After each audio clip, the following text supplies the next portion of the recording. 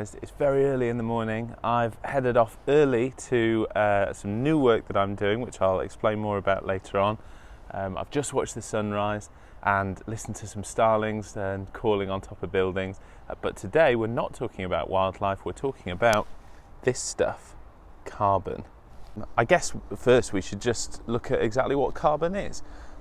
It's a chemical element in the same way that oxygen or hydrogen or lead is. It's one of the most abundant elements and it makes up pretty much everything around us. That tree over there is made of carbon. I can't quite point to it, there it is. That road in front of me that I'm walking on is made of carbon. That grass has carbon molecules in it. It's everywhere. It exists in pure or nearly pure forms like graphite and diamond. Some greenhouse gases such as CO2 and methane are composed of carbon-based molecules, and CO2 in particular is what we're going to focus on later on in the video. Fossil fuels are also composed of carbon-based molecules. Mostly those are a combination of hydrogen and carbon, which are called hydrocarbons. In the context of climate change, which is really the topic of this video, we use carbon as a shorthand for CO2, which, as the name would suggest, is a single carbon atom with two oxygen atoms. As one of the greenhouse gases, it's vital for our atmosphere. And it's vital because carbon dioxide, along with the other greenhouse gases, are what keeps some of the heat and the energy of the sun inside our atmosphere, thus creating the warmth and the conditions that human beings, plants, all life on Earth needs to survive. And it's particularly vital for plant life, of course, because plants absorb carbon dioxide and then produce oxygen, and higher concentrations of carbon dioxide in the atmosphere mean that plants photosynthesize more. But as most of you will know, it's not all good. The concentrations of carbon dioxide in the atmosphere today are the highest that they've been for 350,000 years. Now, I hope I'm pronouncing this correctly, but the Mauna Loa Observatory, I'm sure I've mangled that, in Hawaii measures the carbon dioxide in the air. It's set in Hawaii because it's in the middle of the Pacific Ocean. It's far, far away from any major cities that would skew the results. There, they've been measuring something called the Keeling curve, and it's one of the longest data sets that scientists have ever recorded. It's been going since the 50s, and it's named after Charles David Keeling, who was the scientist who started it off. Carbon dioxide levels over the last 50 years have done something like that, and crucially here they have really spiked in recent years. So why is that a problem then? Well, like I mentioned before, carbon dioxide is what traps some of the sun's heat and creates our atmosphere, which is vital, but too much carbon dioxide and too much of the other greenhouse gases that go along with it mean that too much of the sun's energy is trapped in our atmosphere, and you get this global warming effect whereby there is too much insulation, if you like, around our planet. So that's a sort of very potted explanation of carbon and carbon dioxide and global warming. And a common theme in my videos so far has been the concept of thinking globally, so these really big ideas like global warming, and acting locally, because after all, that's all most of us can do.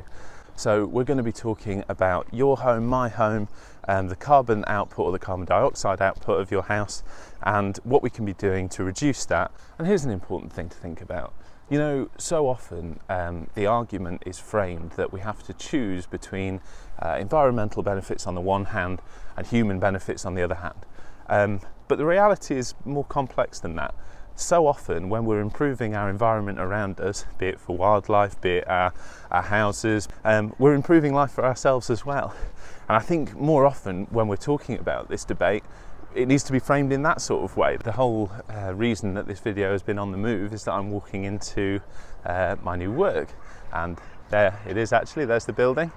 Lovely old Victorian building, incredibly carbon inefficient, which is ironic seeing as it's what houses the carbon charity that I'm doing some work for.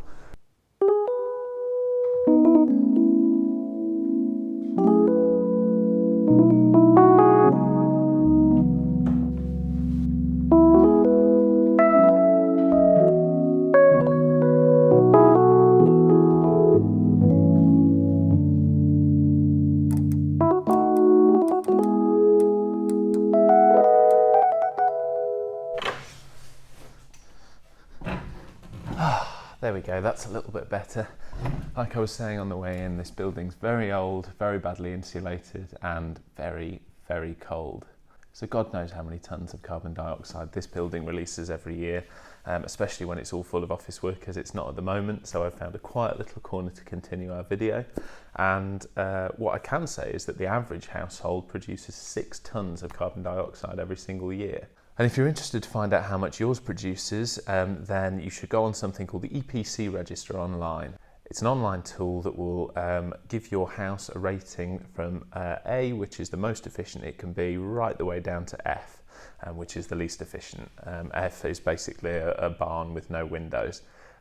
So it's a really useful tool. Go on there, put your postcode in, find your address, and not only will it show you the rating of your house, but it would also give you some methods, some technologies that you can employ, that you can use in your house in order to bring that rating up. And it will tell you which ones to use, what the rough cost of them would be, and then what the outcome would be, what your rating would be after installing them.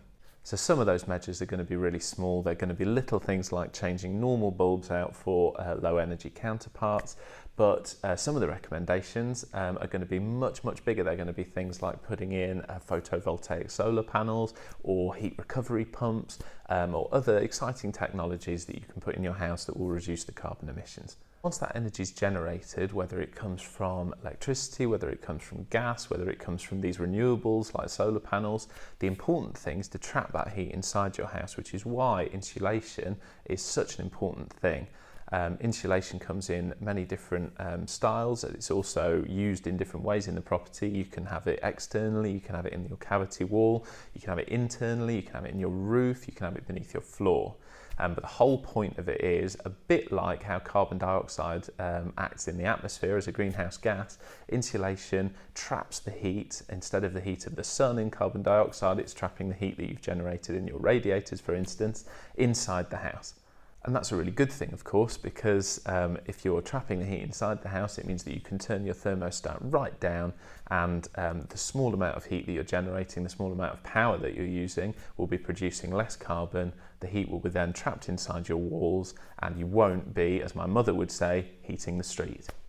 So I talked about the placement of that insulation, and another really important thing to consider is the actual material it's made from itself. The different materials that these things are made from carry a carbon footprint of their own. So there are really low carbon natural alternatives such as sheep's wool, such as wood particles, such as hemp, which you can use and are being employed more and more, not just on a sort of single home basis, but on a more commercial level. The more commonly used insulations, the mineral wools and the glass fibres, are much less good for the environment. Although their outcome is good for the environment, their production is not so. So that's where this ties into the work I'm doing here. These technologies are available, and they are crucial in making sure that our domestic homes are carbon neutral eventually, but they all carry a cost.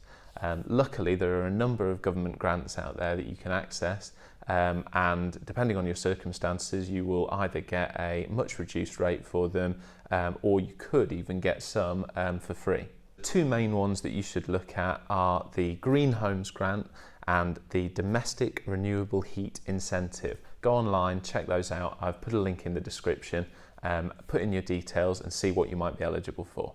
And it's also worth noting that it's worth checking with your local council, your local authority, because they often run schemes of their own with their own budget. For instance, Nottingham Energy Partnership, the building that I'm in here and the company that I'm doing some work for, they do an awful lot with the local council, and they have their own organisations in the local community that do a number of different incentives and grants and things like that. And one of those schemes that they run is a community insulation project.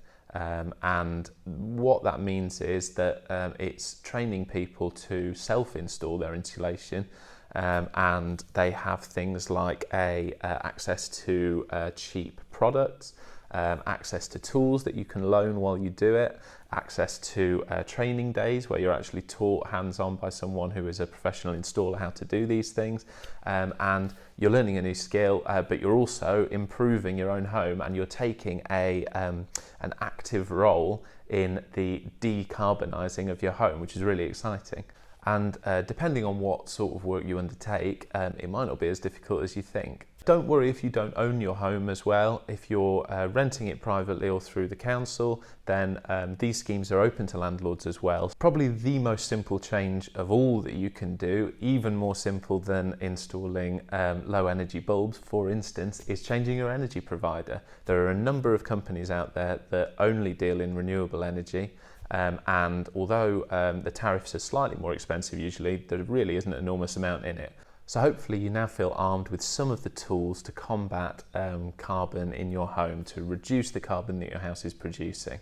And you know, I guess the really positive thing to take away from this is those technologies are evolving all the time. There's some really exciting ones out there, and the future of home building from new, I think is going to be a really green, interesting one. But it doesn't mean to say that if you don't live like I do in an old 100-year-old house that's really heat inefficient, it doesn't mean that those houses are useless in this drive forwards to a carbon-free world.